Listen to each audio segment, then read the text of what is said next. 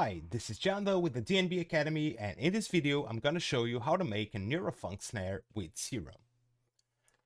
Alright, moving on to our patch, we're going to use Serum, obviously, and we're going to have a couple of things in mind before starting the design of the snare itself.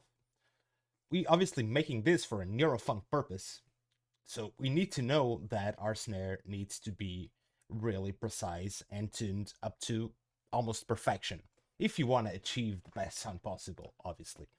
So with that being said, having your fundamental on MIDI throughout the track, it's always the best option, because that way you can tune it, tweak it along the way up until you're actually happy with the final result.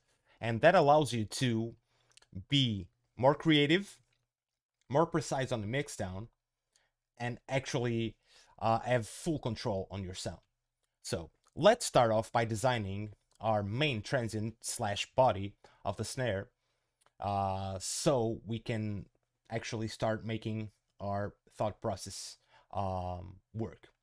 All right, starting off with this, we're gonna assign our oscillator A to a basic shape wavetable here, and have a couple of tweaks here on the oscillator A section. So random phase all the way down, always we want consistency on our hits.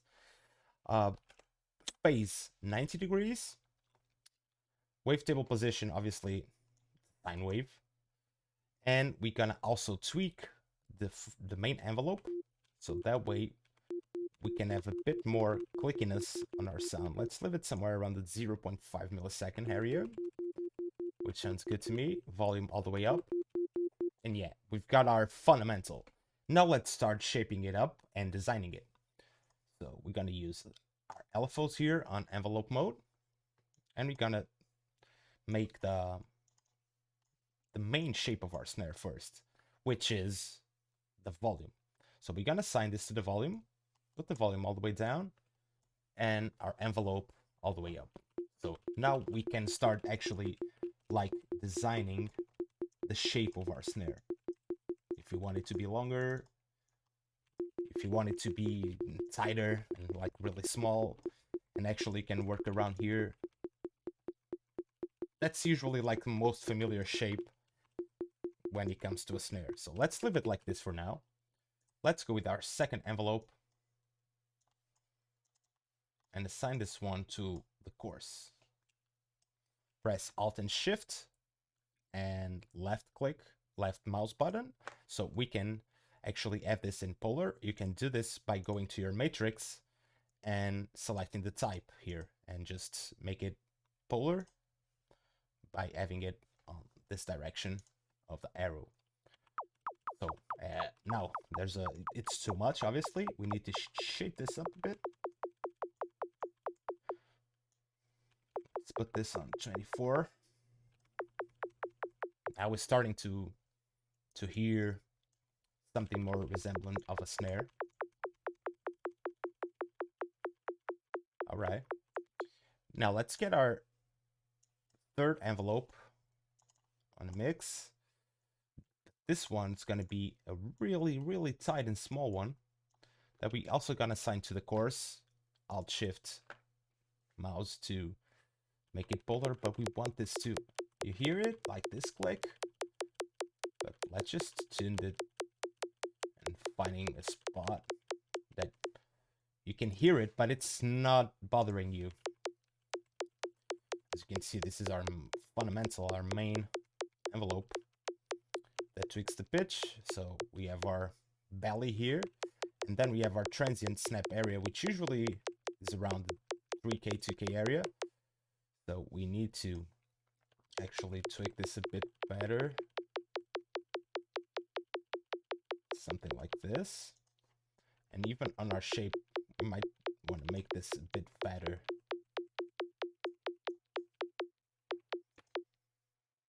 And here. Oh, sorry. Let's go this way. All right. Let's turn the master knob higher. And we might even like get a bit press on the chorus pitch here. All right, nice. Let's close our analyzer for now. And I think we have our body. So let's group this up by pressing Ctrl G on Ableton, but you can obviously use Patcher on Fruity Loops, for instance, or any other DAW as this option. Let's call this body. Now let's create another chain, add another instance of Serum to it, and let's design our noise. So let's turn all this off. We don't need it. Just gonna use the noise oscillator option here. Create an envelope with something with a shape similar to this one. Assign it to the noise. And let's browse for something a bit more white noisy. So something like bright white or arp white on Serum might do the trick. And as you can hear, we've got the rattling of a snare now.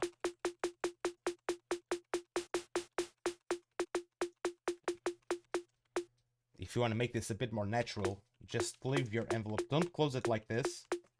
Leave it like this. That way it just adds some sort of release. And be careful with this part here. You should not play this on top of the transient, but you shouldn't also play it too far apart. Otherwise it sounds fake. So you need to find the right spot. Sometimes decreasing or increasing the rate helps you, but I'm used to making this at this rate. Can now actually make it not so loud. All right. This is good enough. Before getting into anything else, we need to process some of these elements a little bit. So for this one, we're gonna call it noise, which is fine for now. And let's process this just a tiny bit before moving on. So I'm gonna use RC20, which is a really cool plugin that allows you to create extra noise layers to your sounds. And not only that, it's actually like a vintage, a retro sound processor that that has a few effects that can add a lot of interesting stuff to your sound design sessions. But we're gonna use the noise section here for now, and you will immediately notice what this does. So I'm just gonna start increasing this, but first, as we need to change the type of noise. This is like a vinyl one. I'm gonna use something like a white or a pink noise. So yeah, something like this. The intensity seems cool, but as you can hear, it's too long. There's like a visual representation of the sound here, which helps. So let's use this follow button. This follow button is almost like an envelope that controls your decay and release.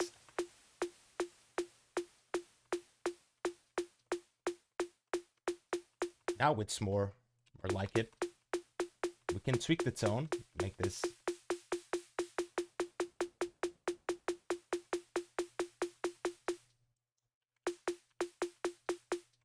All right, I like it. Let's turn on the EQ and cut all the frequencies below 200 Hertz or something like that. We don't need that.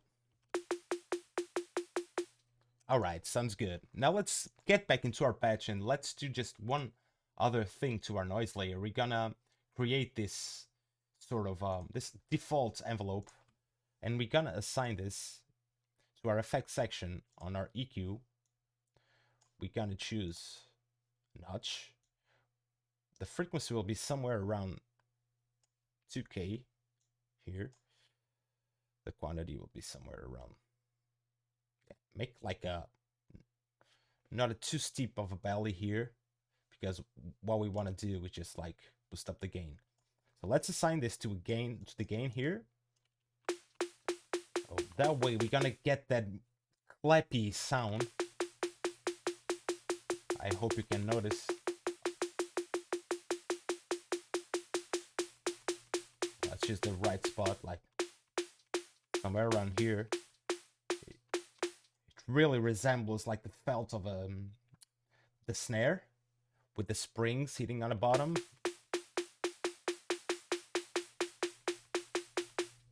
Sounds good to me. Let me just put the quantity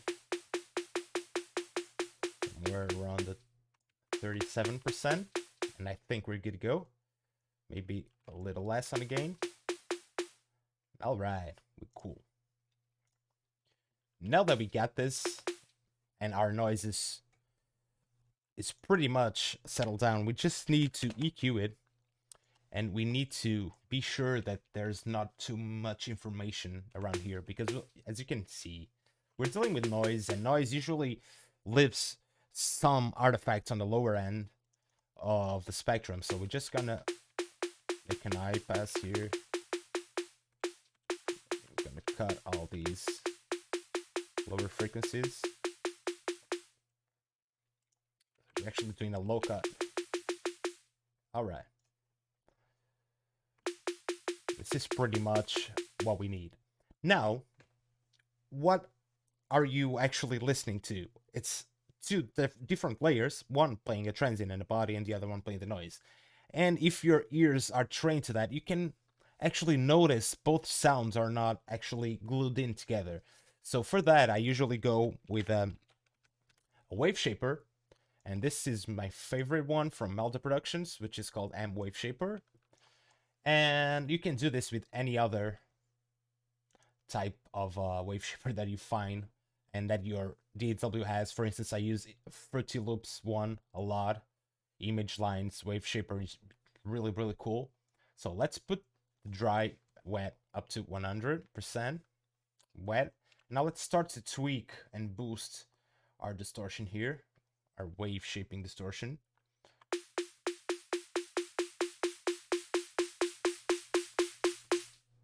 All right, now that we've got this clipping, it tells us, let's get back into the patch and tweak our final things. First things first, the transient, the body, it's a bit too aggressive. As you can hear, you see, like we maybe need to put this a little bit shorter.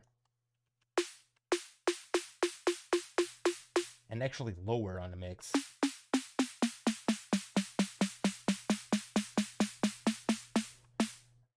I'm gonna play with our the snare with our spectrum next to it so you can see what's happening.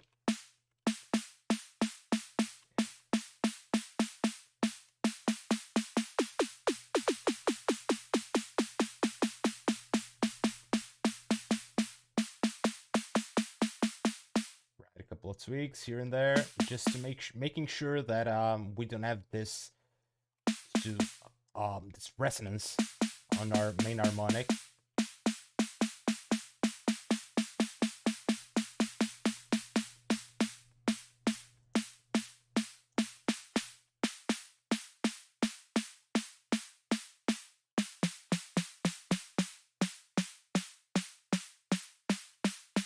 Yeah, it's more like it. Now, you might have noticed that with the wave shaper, the noise started to become a bit too overwhelming.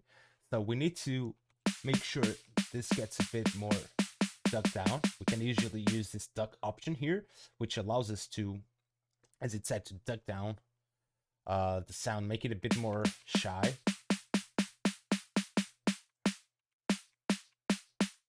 All right, cool. And I think we have our snare pretty much done. So now let's resample this.